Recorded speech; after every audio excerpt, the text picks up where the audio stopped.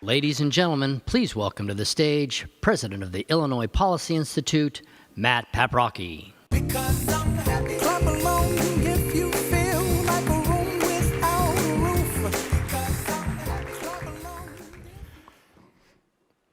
I'm Matt Paprocki, the president of the Illinois Policy Institute, and I have a confession. But before I get into that, I think there's something you should know.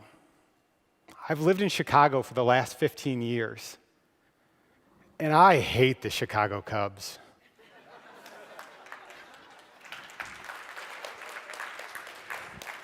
This hatred runs deep, generations deep. It all started with this man, Stanley Martin Peck, my grandfather. He's a former Marine, a volunteer firefighter, and a lumberman. He raised 13 kids in a one-bathroom house. And sometimes, working in the lumber yard, his boss would give him free tickets to the Chicago White Sox. And so it begins. His 13 kids all love the Chicago White Sox, and they hate the Chicago Cubs. It has gotten so bad that my uncle was on the front page of the Wall Street Journal, and he's saying, and I quote, "A great day in Chicago is when the Cubs lose and the White Sox win."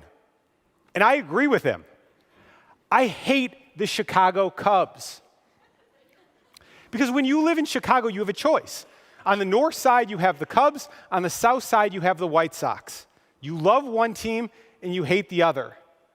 And despite living on the north side, I hate the Chicago Cubs. So when a friend of mine asked me and my 3-year-old daughter if we wanted to go to a Cubs game, I knew exactly who I'd be rooting for. Literally whoever the Cubs were playing against. So we get to the game, we walk into Wrigley Field, we find our seats, we sit down, we have a hot dog. And then I see something that I've never seen happen at a baseball game before. An usher walks over to my daughter and says, "Hi, little girl, what's your name?" And my daughter says, "My name is Fiona Rose the Brave. I'm 3 years old, and I'm very precocious." The usher looks at her and says, "Well, Fiona Rose the Brave, I just caught a foul ball, and I want to see if you wanted it." My daughter is beaming. I tell you about how excited I am, but I actually took a picture at that moment. She is electric. She is so excited. 2 innings later, a different usher walks up to her and says, "I got a pack of baseball cards. Do you want it?" My daughter rips open this pack of baseball cards like it is Christmas morning, and she spends an entire inning enamored at the pictures on these cards. The next inning, a different usher walks up to us and says, "I just caught a foul ball. Do you want it?" Where the hell are these foul balls coming from? And then my daughter tugs on my shirt, and she asks me a question. She says, "Daddy, what team are we rooting for?" So I'm getting ready to tell her, "Fiona, we hate the Chicago Cubs." And I get down on my knee, and I look at her, and I say, "Fiona," and I'm looking at that face and those beautiful brown eyes, and she's smiling. And we have an amazing moment, and I freeze. How do I tell her that we hate the Cubs because her father's mother's father got free tickets to a Chicago White Sox game 60 years ago? How do I tell her that we hate the Cubs who play in our neighborhood, the neighborhood we love, but they're the bad guys? How do I tell her the ushers who have been so kind to her that day, they're the enemies? So I look her in the eyes, I take a deep breath, I swallow hard, I say, "Fiona, today we're cheering for the Cubs." She looks up at me and she goes, "Good." Next thing you know, there's a pop fly to right field. Cubs catch the ball. Cubs win. I pick up my daughter, and I have an usher in the other arm, and we are singing "Go Cubs Go" at the top of our lungs. And I'm looking at the field, and I'm dizzy. What the hell just happened?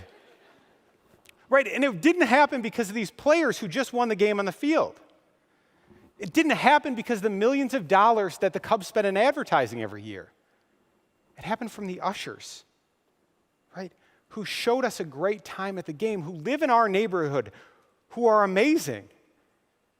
And I realized this is bigger than the Cubs.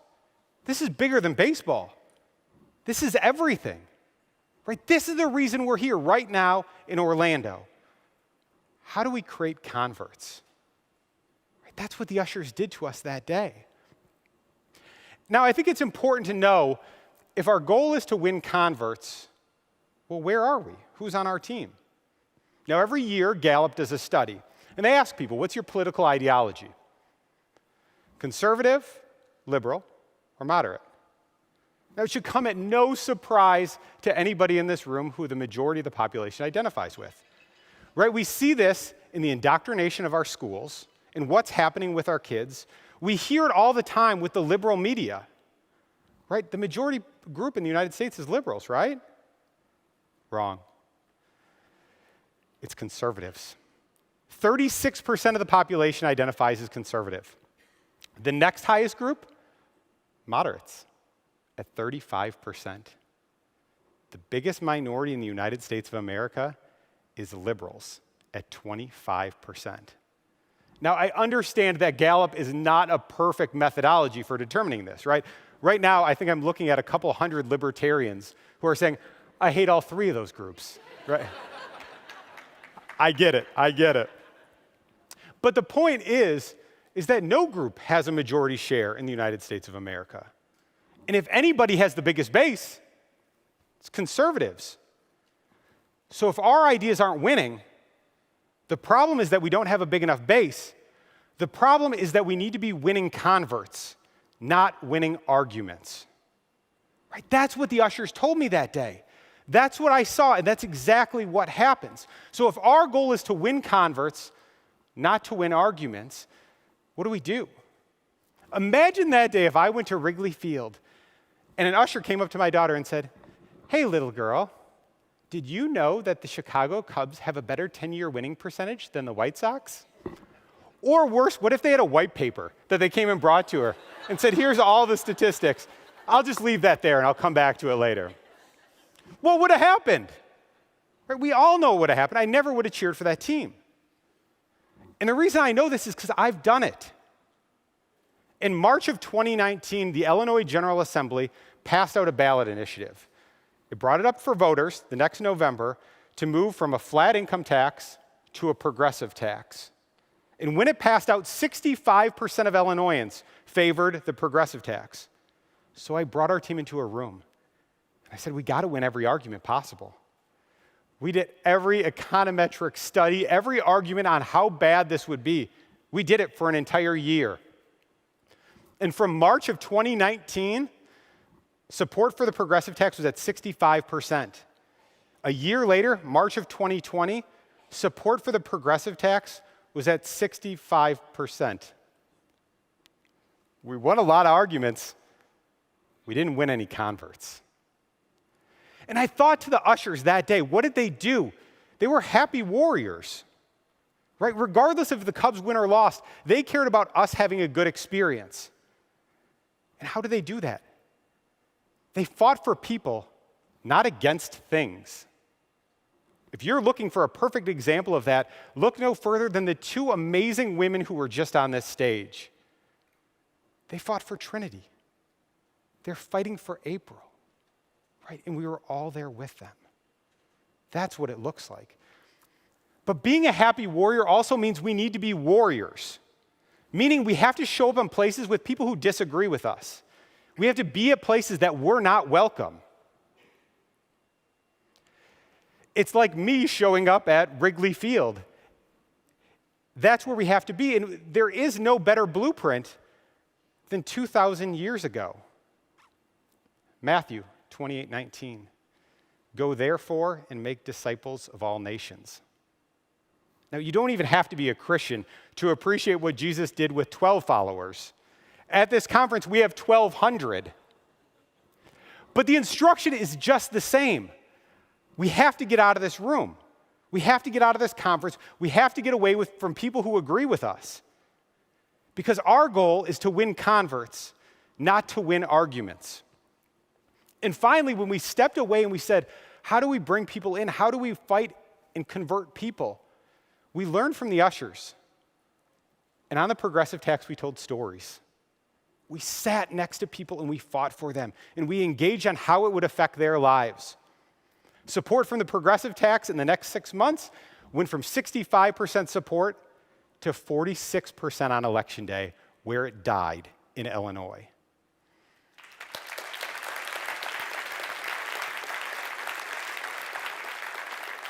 And not just that, there was 618,000 people who voted for President Biden who voted against the progressive tax.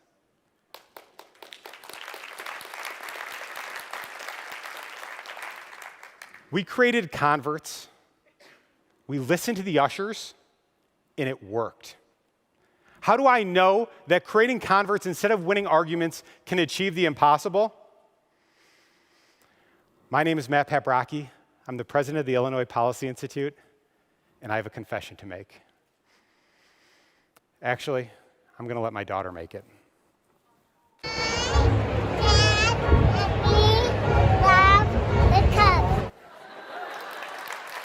Thank you.